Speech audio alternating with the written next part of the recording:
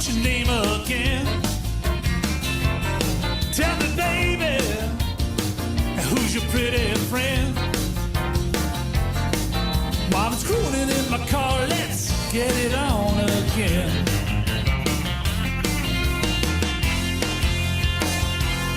I said, baby, I got time for you. Yeah, there's no maybe. I love you through and through. Show your sunny side to me, let's go and howl at the moon.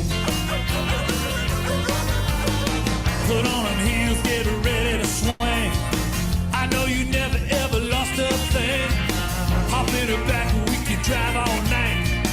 We won't stop till we're out of sight.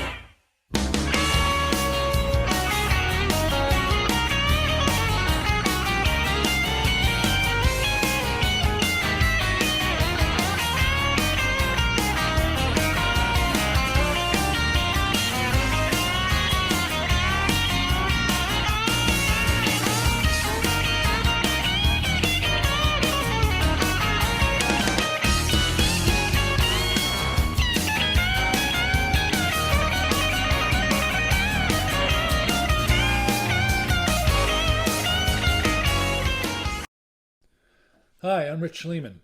That was the backing track for Baby Rock and Roll, a song for boomers from my debut album, Scraps for Suckers, which I released when I turned 60. Now, inspired by the energy of Third Act, I'm working on a second album. Thank you to third actor, photographer Karen Preuss for those action photos. Karen is an anthropologist, so if you're a creative anthropologist or a photographer with a passion for anthropology, join us.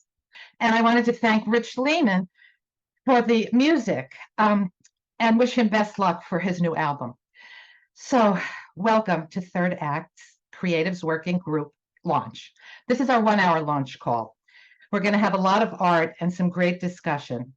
I am Joanna Rush, a volunteer co-facilitator of the Creatives Working Group. Rich has a story that I think many of us can relate to. He had a passion for music in his early ages and studied guitar and then put it aside to work and raise a family. Now in his third act, he had grandkids, he's working not so much, and the music just poured out. So whether you are a seasoned professional or a born-again artist who's ready to express your creativity, just starting to express it at a time when we're supposed to disappear, then Third Act Creatives is the place for you. Third Act has many different working groups. So if the Creatives group is not a perfect fit, there are geographic working groups and there are other affinity groups like lawyers, educators, retired union members, and faith-based groups. Being part of Third Act Creatives is a great way to collaborate with other like-minded artists and activists to do work that really means something to you and also serve Third Act's movement for climate and democracy. Our Creatives Coordinating Group has already come up with some project ideas that we'll be sharing in the webinar. In a month, you're also invited to an organizing Zoom call with Third Act staff to talk about campaigns and how we can all participate. During this call, we will share several ways to join us, including links in the chat and a QR code that will take you to our webpage where you can sign up and get involved. So first, a little housekeeping. For closed captioning, click on that feature at the bottom of your screen. If you have questions during the call, click the Q&A, and we are recording and you'll receive a follow-up email and the whole presentation will be online in a few days.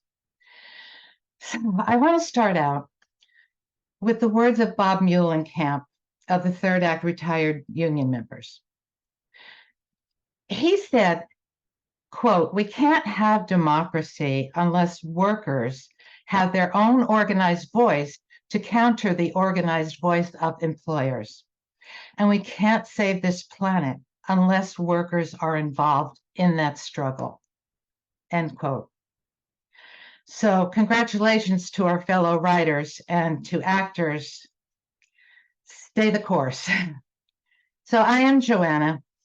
I'm an actor, writer, dancer, comedian, arts and education teacher, interfaith minister, and interspiritual counselor, and I'm old. To put that in context, I'm the same age as Joe Biden, almost to the day. Old.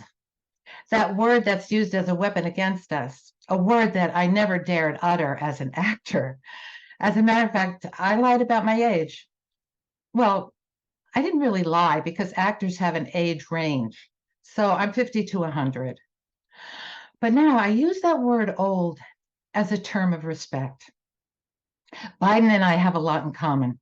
Both Irish Scorpios, came up lower middle class, Catholic school, back when Jesus was nice. So we get really hurt at all the age-related insults. I mean, I want to tell Joe not to worry about it. Sure, he fell off his bike, but did you notice how quickly he got up? And he's a little stiff, but he's taking Pilates. So after his second term, he can create the president's working group at Third Act. And if you want to be there for that, go to the link and sign up. Third Act is a welcoming community for people over 60 who are unwilling to sit around waiting until they croak and want to get stuff done right away. People like filmmaker, writer, artist, educator, Marcia Rosenzweig Pincus.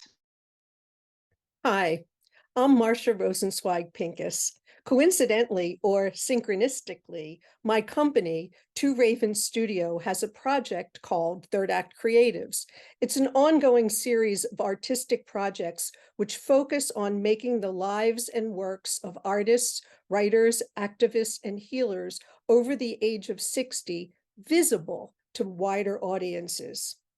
One project of Third Act Creatives that I'm really excited about is the Elders History Stories. As a former public high school teacher, I am deeply troubled by book banning and the censorship of curricula. We hope to revive the oral tradition to help pass down lessons of history and civics through storytelling about what we've lived through now as elders. My film, Third Act in Taos, the Marty Fenton White Deer Song story, is part of this project. Here is a short clip from that film.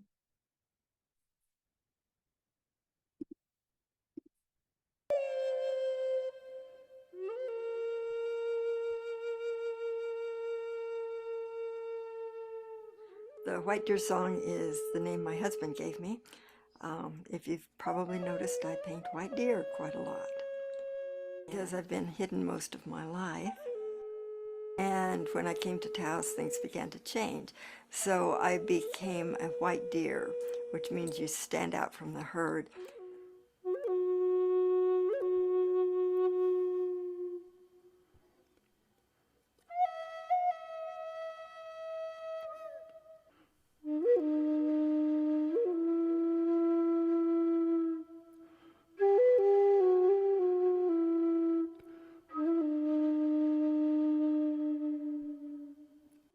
I don't consider myself a painter. I paint.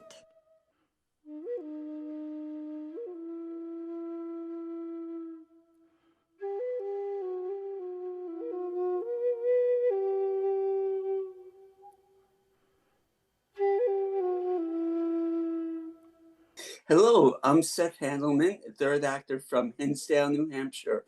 I wrote the music and lyrics, sang and played the saxophone solos on this next song, Back to Life. And the video is from Outlier Moving Pictures.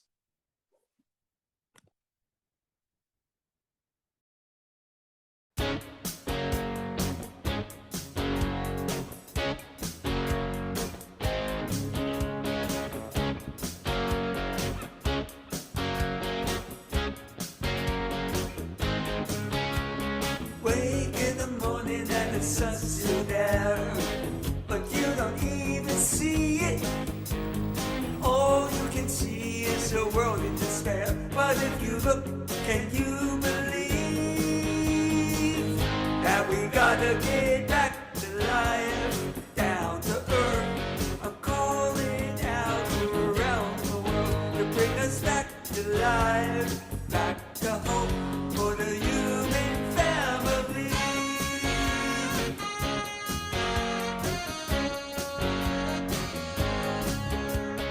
When I look at a world in despair, it makes me wanna cry. Cause the future's unwritten till it all comes down, and that gives me a reason to cry.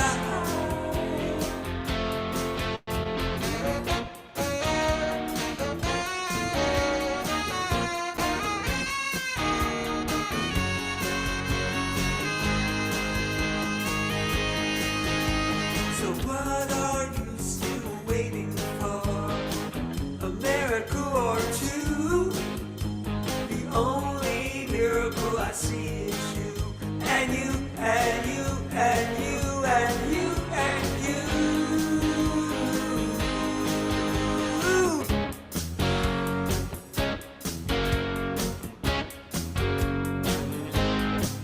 So let's back to life, back to hope for the human family.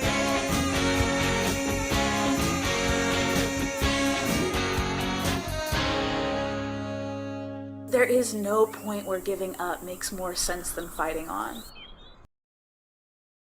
Hi, I'm Pam Falkenberg. And I'm Jack Cochran. Together, we're Outlier Moving Pictures. We live in Austin, Texas, and Rockford, Illinois. We had never met Seth Handelman before. He found us on the Third Act Creatives Talent Inventory. Once you're a member, if you have a talent you'd like to make available to Third Act, you can sign up to be part of the talent inventory. I'm also a poet, and I was thinking that a Third Act poetry slam could be very interesting. You'll also have the opportunity to submit ideas for future projects. And now, meet our volunteer coordinator for the Creatives Group, Sue Myers. Hello, it's been great meeting many of you over the phone and getting to see your work. I'm going to share just a few works with you, and we will be sharing more in future meetings. This first image that you're going to see here is titled Healing, and it's one by Marcia Rosenweg Pincus, and it's wood on glass. Beautiful color and movement in this piece. Marcia was who we saw earlier in the program. This next one is called Mother and Child, and it's one of mine. It's ink and watercolor. That was a Inktober prompt. If any of you are familiar with Inktober, we may do our own prompts at some time. This is a beautiful piece by Judy Melanson, and it's titled Awanshaks, Sachem of the Sakonets. I love all that's going on in here. And this last piece is one of mine also, titled Reaching for the Sun, in oil on canvas. Our ever-growing member base and talent inventory includes a wide range of artistic disciplines, from poets to puppeteers, sculptors, and digital illustrators, and more. We plan on creating a visual gallery of images and featuring members on our social media pages.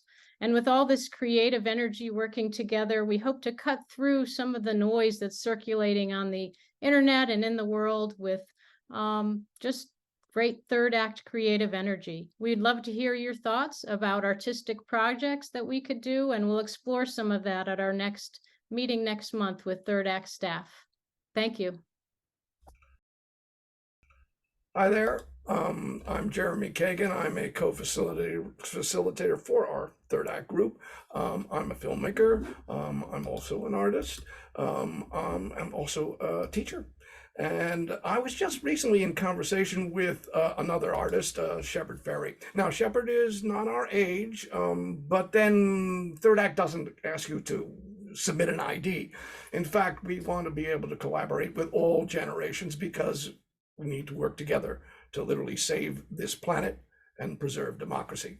And here's what Shepard Ferry, one of the most iconic political artists, shares with us.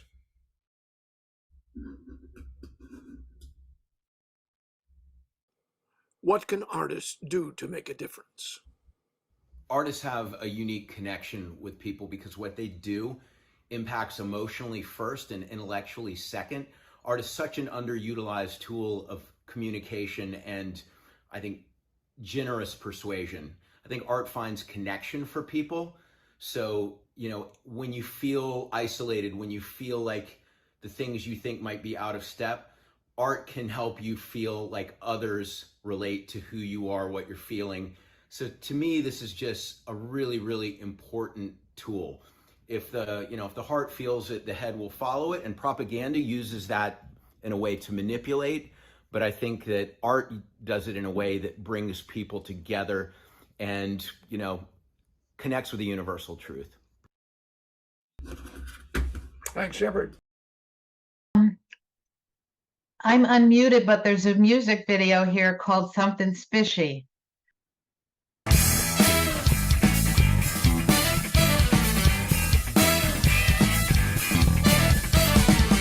Something's fishy, secrets passing by. What's the story? Tell me all their lies. Is it up or is it down? Only time will tell. Calling for a stranger, you end up down a well.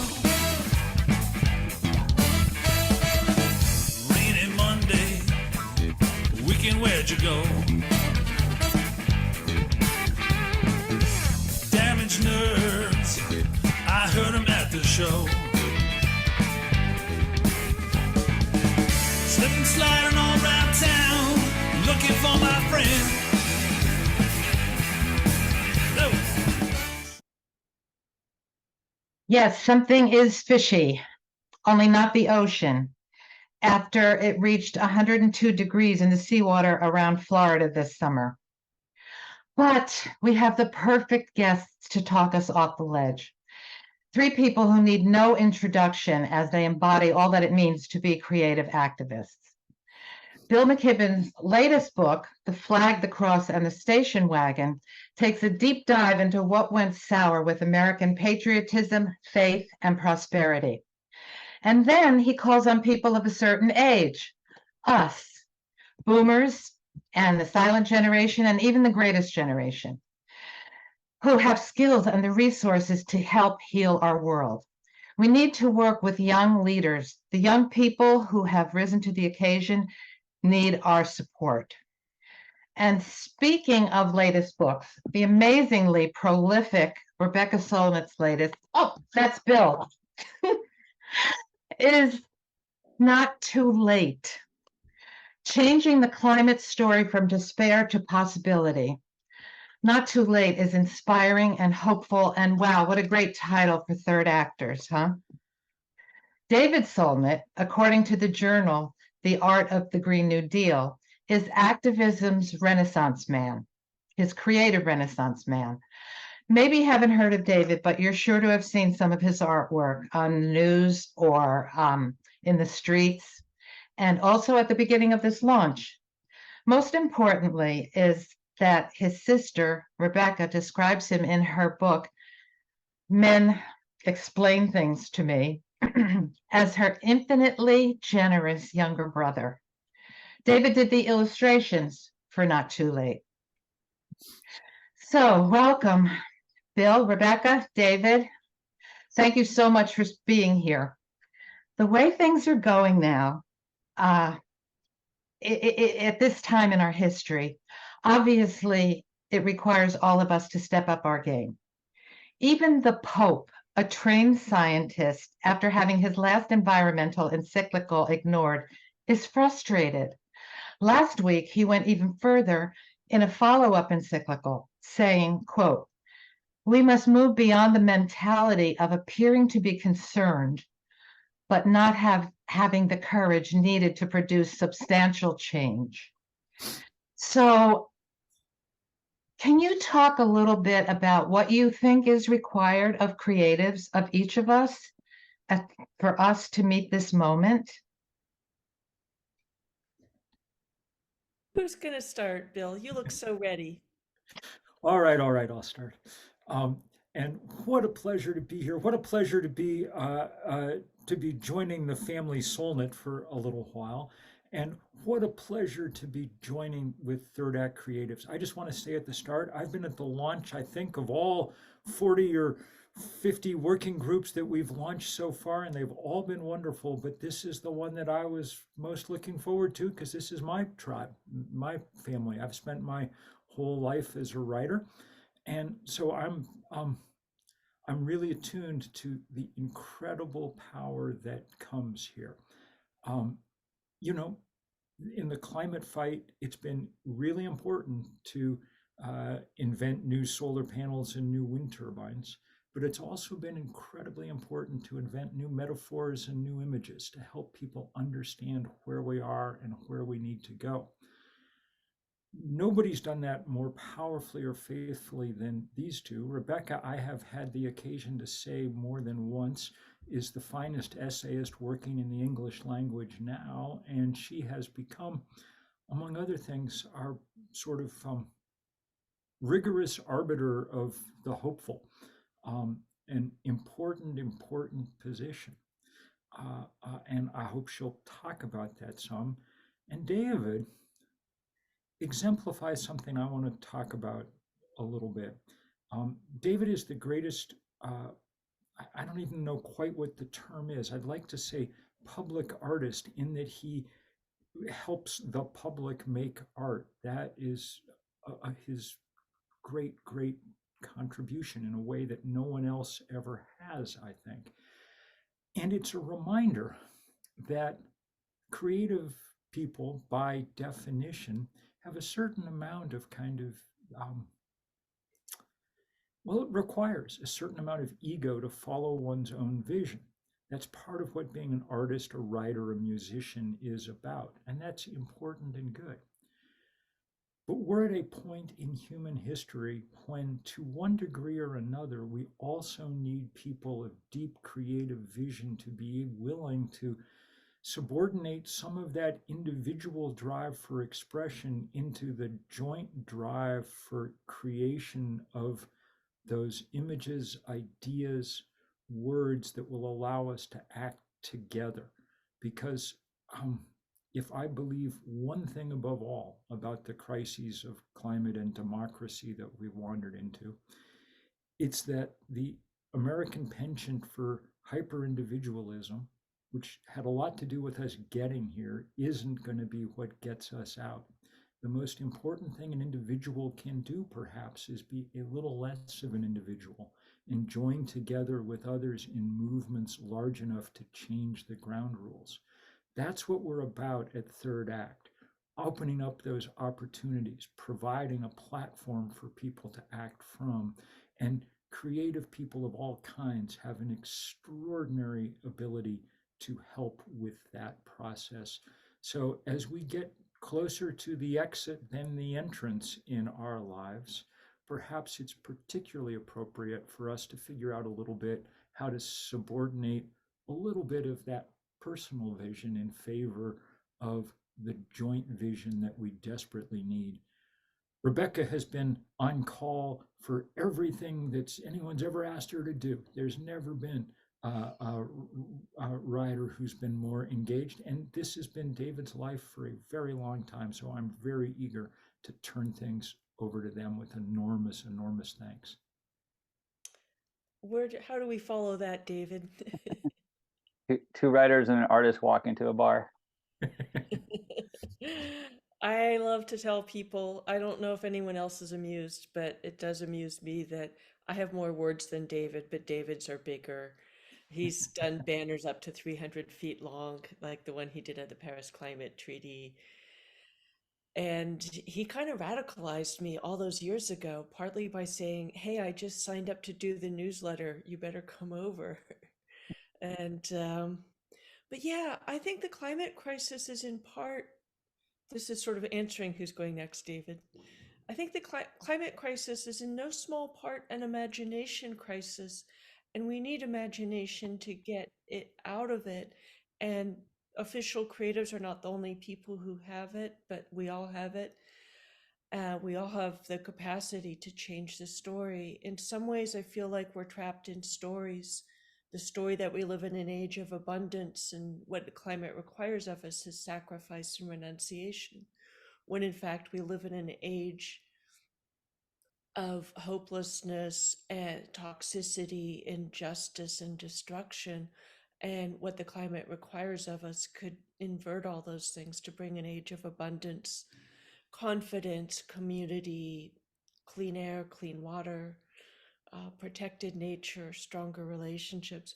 But there's so many stories. We did the book Not Too Late, which isn't just me. It's me and Thelma Young, Lutuna Tabua, a Fiji-based activist with 20 other people, because we really wanted to tell a global story to remind people it's not too late, that we know what to do, we have the solutions, that people care, that the climate movement has already achieved a lot of victories, we know how that works. And really, I find that a lot of what keeps people from acting is despair and defeatism, and that's often tied to the stories they tell, sometimes about the specific facts, ideas like that. It is too late, nobody cares, we don't have the solutions, it'll never work.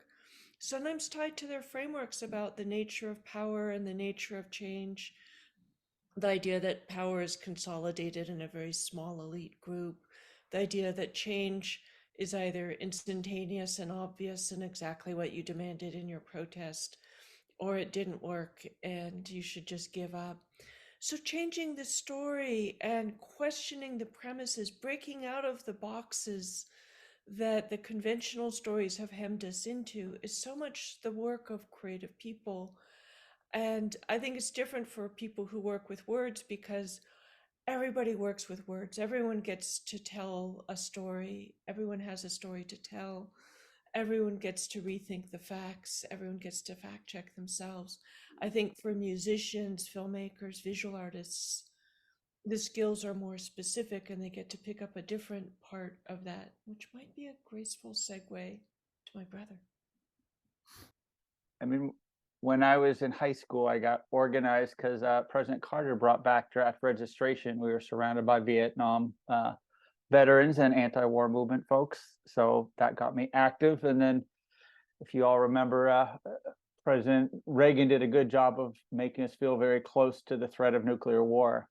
So I spent my first teenage years and through my 20s and into my 30s organizing mass civil disobedience to try and see if we could turn that around. And it was through that first 15 years of organizing, when I was a teenager, I really wanted to be a visual artist, but I was like, having a painting over a rich person's couch isn't going to change things. But 15 years later, after organizing in a lot of mass direct action movements, I realized that we actually needed a different way to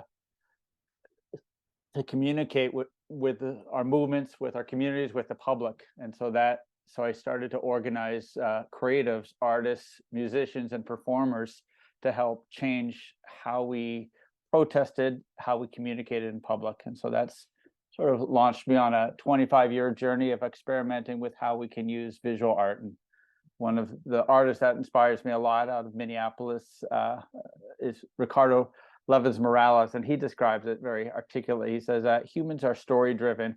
We make choices according to how we understand the world to be. Art speaks directly to those deep inner spaces where the stories are stored. So I've been working to shift the culture of movements so that we understand the world through stories, and that art is the most powerful way, all the arts, to describe those stories. And it's not, as Shepard Fairey said, it does reach you in the heart, but this is how we understand science and how we understand facts. It's not just feel good or decoration, and that we actually need people with those skills, the art skills of using all the languages of arts to actually lead our movements and lead how we communicate with them, with the public, so that we can build mass militant movements full of disobedience and defiance to shut down the fossil fuel industry and turn things around. So I'm excited to keep working with Third Act, and I would say that part of how I've kept going as I'm 2 months shy of 60, so it has been engaging in making art together with other people. So encourage people to do that as part of their movement building. David, first of all, we don't check IDs, so you're in already. And we're incredibly grateful for all your work. And Joanna, if I can just end with one quick story, I'll tell you the moment when I knew that Third Act was going to work. There were only two of us working on it then. Vanessa Arcara, our executive director, and myself were sort of trying to lay the groundwork for what would come.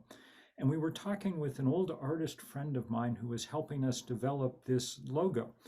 And we looked around for typefaces, and there was a brand new typeface that a young African-American typographer had just come up with, and it was called Bayard, named for Bayard Rustin, the great leader of the March on Washington in 1963. The typeface was drawn from the lettering on those signs at that march.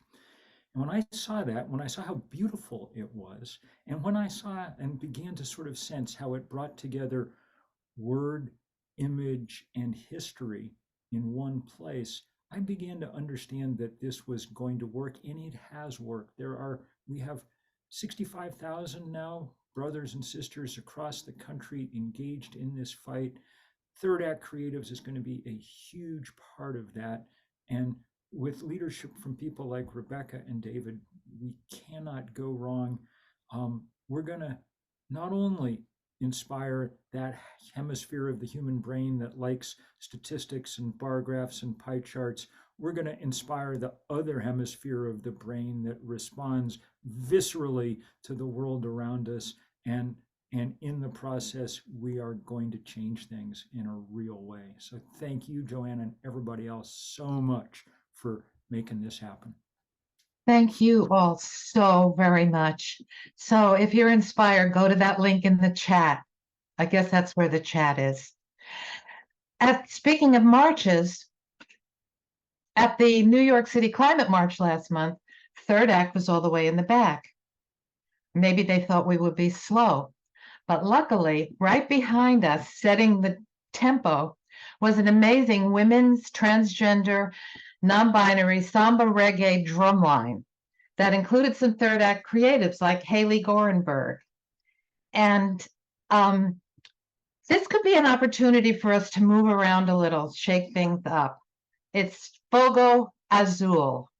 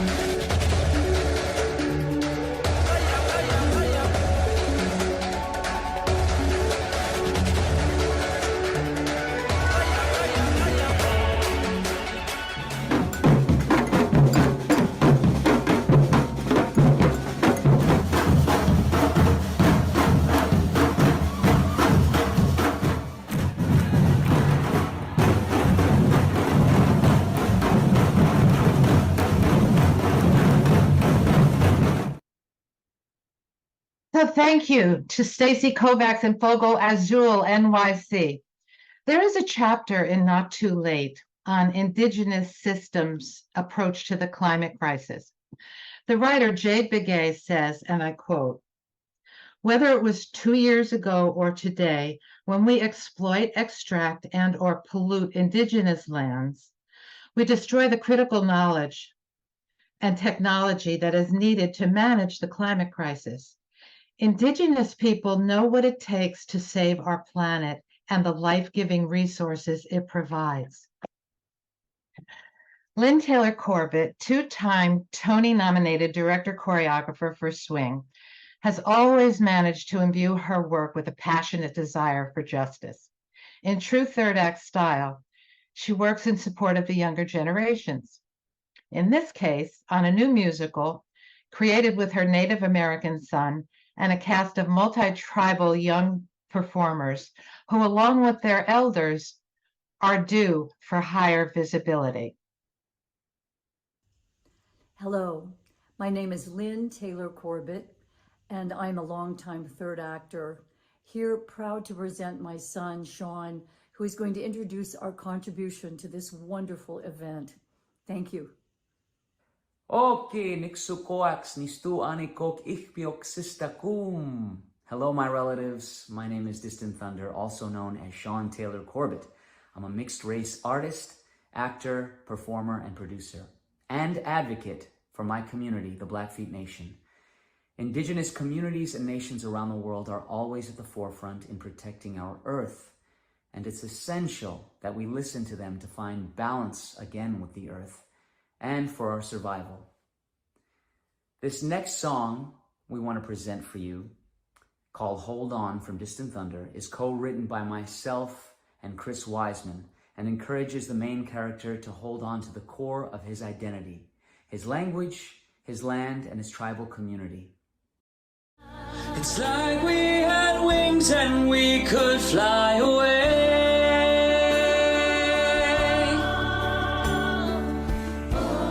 I wonder who I would be if I had stayed.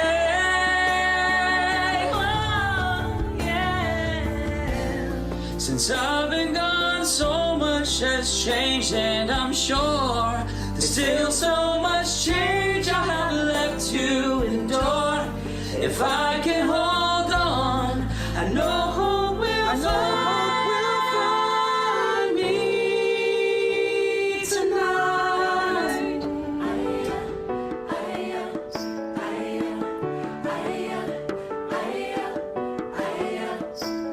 During Indian days, voices would sing. I still hear the beat of the drums. We were lost in the dance, and I felt the love of this land.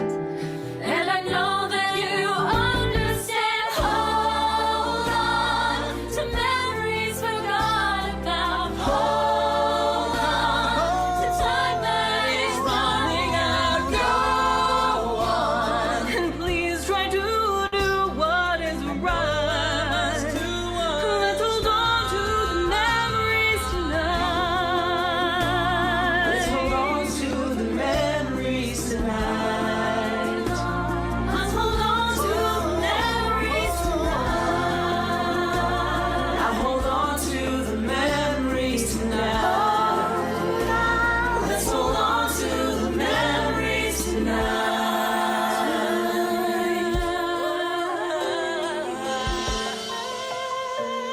We'll hold on to the memories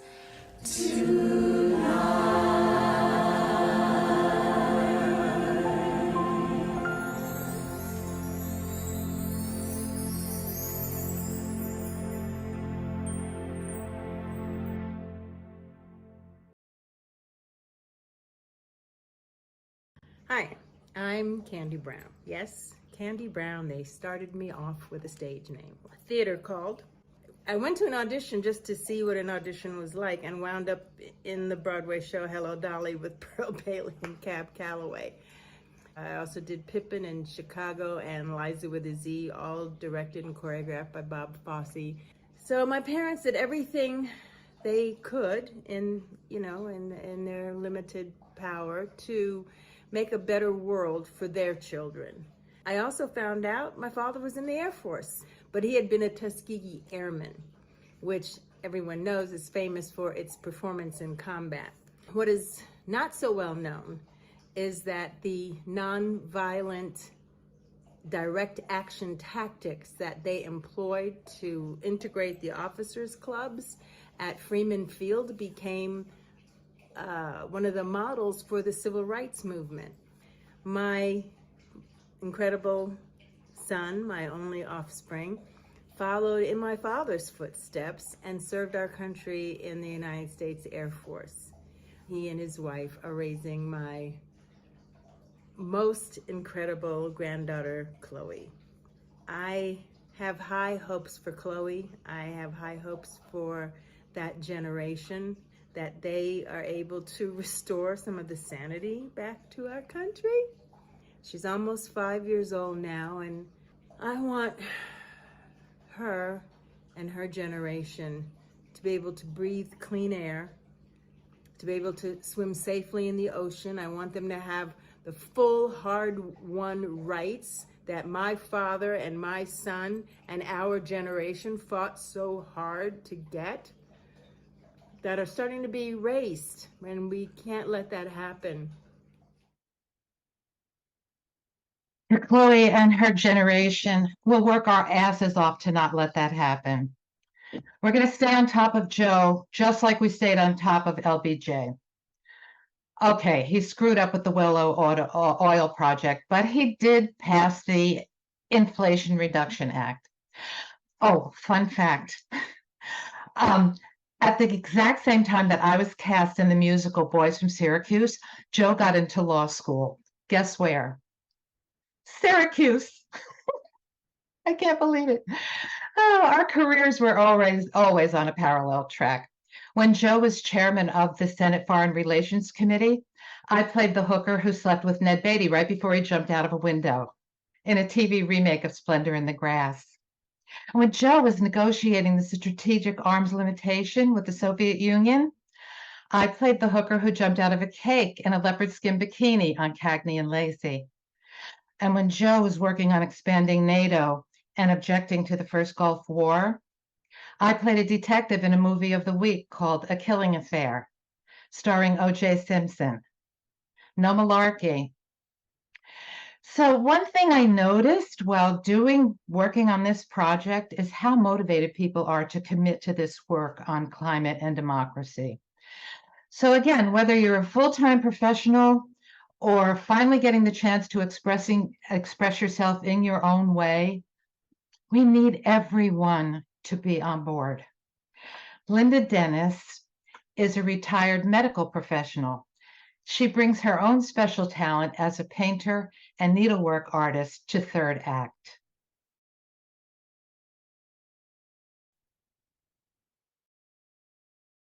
Hey, I'm Linda. I learned to love art when I was a child from my grandfather, who was a painter, and he always had fun projects for us to do when we would come visit. Then my mom taught me how to sew, but I went on to work as an anesthesiologist, where my job was to put people to sleep or make them numb. Now that I'm retired, I'm trying to wake people up to the fragility of our democracy and our climate. I'm trying to make them feel the need for urgency for action. I joined Third Act Creatives and made this quilt that I call Climate Justice, inspired by my family and new Third Act friends. Hi, creatives. I'm Anna Goldstein. I have the privilege of being on the Third Act Advisory Council. And after seeing some of the many, many talents I know that we have in the room and listening in, here's my advice for tonight. If you are a visual artist, a performer, a writer, a quilt maker, a filmmaker, or you self-identify in any way as a creative, please consider joining the Third Act Creatives Working Group. You can follow the links that have been put in the chat to sign up, or you could go to thirdact.org and learn more about the organization. Once you're a member, if you have a talent you'd like to share with other third actors, you can sign up to be on a part of the talent inventory that was referenced, and you'll have an opportunity to submit ideas for future projects. There have been some ideas already in the chat of this call. So you've seen and heard some of the many projects that the creatives are already working on this evening, and I'll share a couple of more. There's a project in the works that's a Third Act Creatives Mosaic. And the idea is to make an image of the globe, and the mosaic will be composed of hundreds of different photos that are submitted by this community. So you can see this is an example of something what it might look like. That's just one of many things that are happening. Another thing is Third Act One Acts. There are 3 one-act plays in development that are inspired by Third Act's current 3 primary campaigns: banking on our future, safeguarding democracy, and powering up communities. These will be available to be presented as live performances or possibly film or TV episodes, whatever. We can all decide what happens. So you can get involved in any of these projects and more when you join Third Act Creatives. Thank you. One thing I didn't get to do in Hollywood was work with director Jeremy Kagan. Professor Kagan, an Emmy-winning feature and television director, writer, and producer, with credits that include The Chosen, Roswell, Conspiracy, The Trial of the Chicago 8, and Shot, his movie about the consequences of gun violence, which he made when he was 70. Jeremy also directed The Big Fix, starring Richard Dreyfuss. Now, if I went through all of Richard Dreyfuss' many credits, there would be no time for the interview.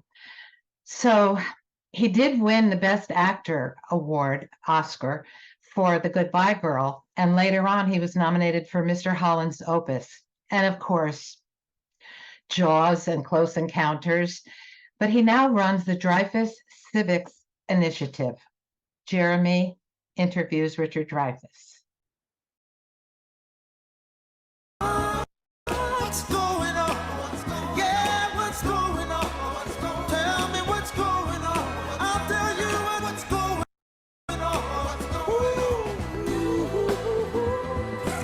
Right on. Right on.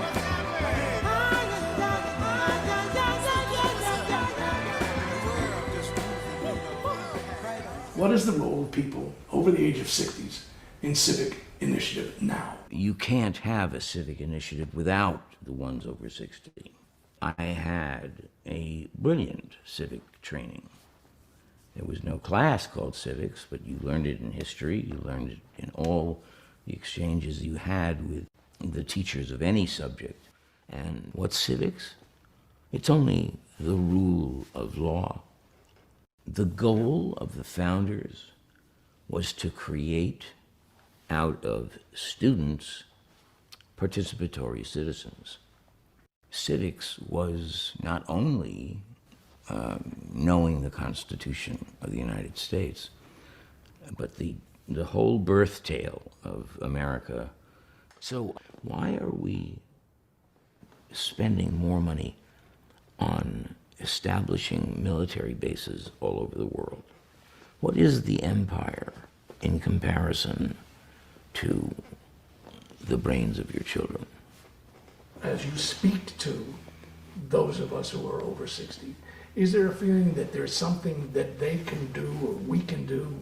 Make it a habit to go down to the school board and start asking uncomfortable questions. Why was this removed? And why didn't I know about it at the time? Because the one difference between our revolutionary period and now, we made it a policy that we were going to stand up for those who had never been in a school, so that you could think that democracy was a real option. Let's talk about art. What can an artist do to increase participatory democracy? Well, obviously they can make great art that affects people's perception. Why do you keep going? Hey, come on, we're at an age. Can't we stop? Why keep going? Because I'm terrified that if I don't, no one will. We've gotten dumber by a factor of 20, and we don't recognize that smart is better than stupid. I don't think we have any reason to be second in anything, certainly not education. What's going on? Tell me what's going on. I'll tell you what's going on. Thank you, Jeremy and Richard. So many ideas were popping into my head while I was listening where actors and educators could get together around that. So I was supposed to be appearing with my grandson, Gus, in this segment.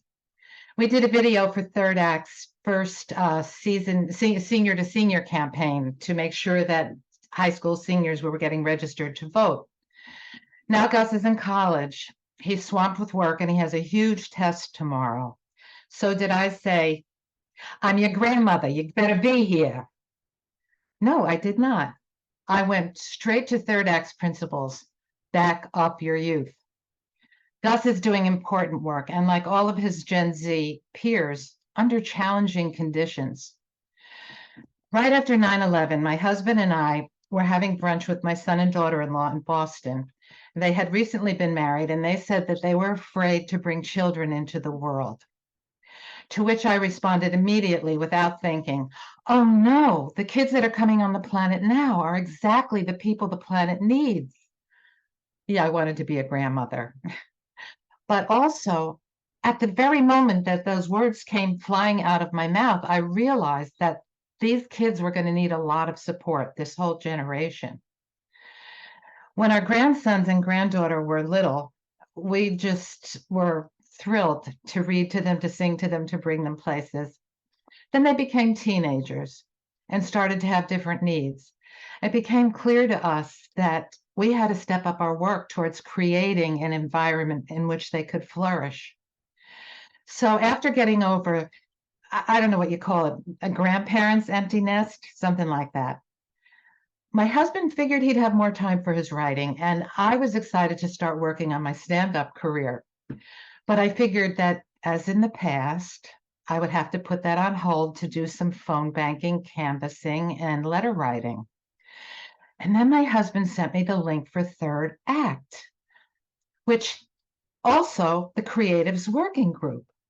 Oh my God, did that mean that my real life's work could be useful in the service of saving our climate and democracy? All the passion and commitment that we creatives put into our work with years of experience has the power to move the climate and democracy story from despair to possibility. Thanks, Gen Z. And Gus wanted to do a shout out to Taylor Swift, who got over 35,000 Swifties to register on the National Voter Registration Day. We love how your generation is fighting and dreaming a better future. And we want you to know you aren't in that fight alone. We third actors have got your back.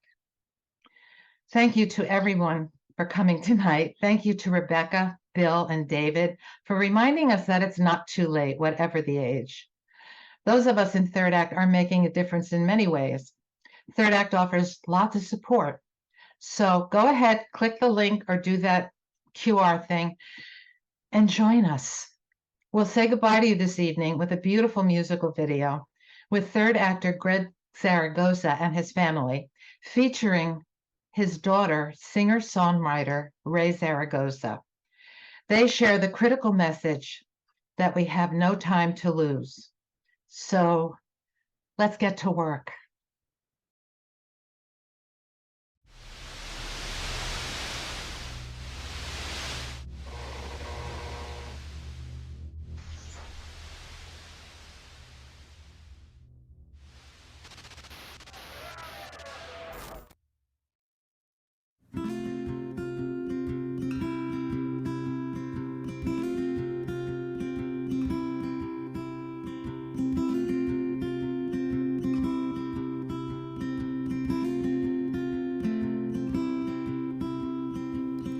I've been thinking about the news.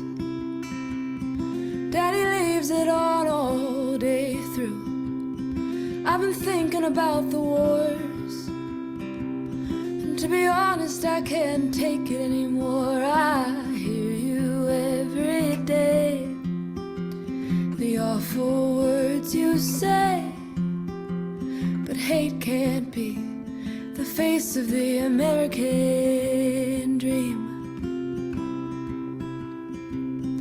I've been thinking about my life and how one day I want to be a mother and a wife. I've been scared of that thought too. In a world of struggle, what are we gonna do? I hear you every day saying it's gonna be okay, but hate can't be the face of the American dream.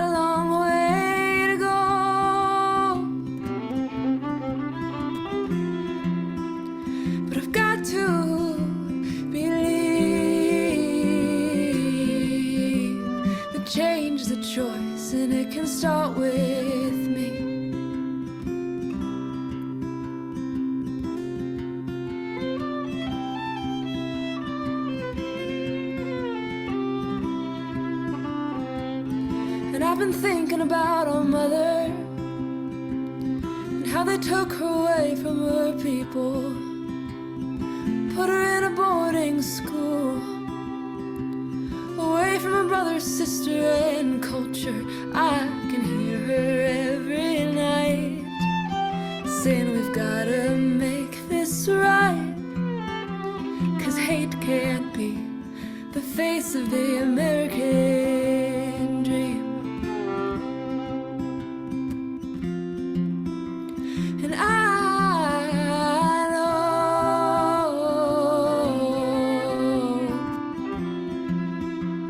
we've got a long way to go,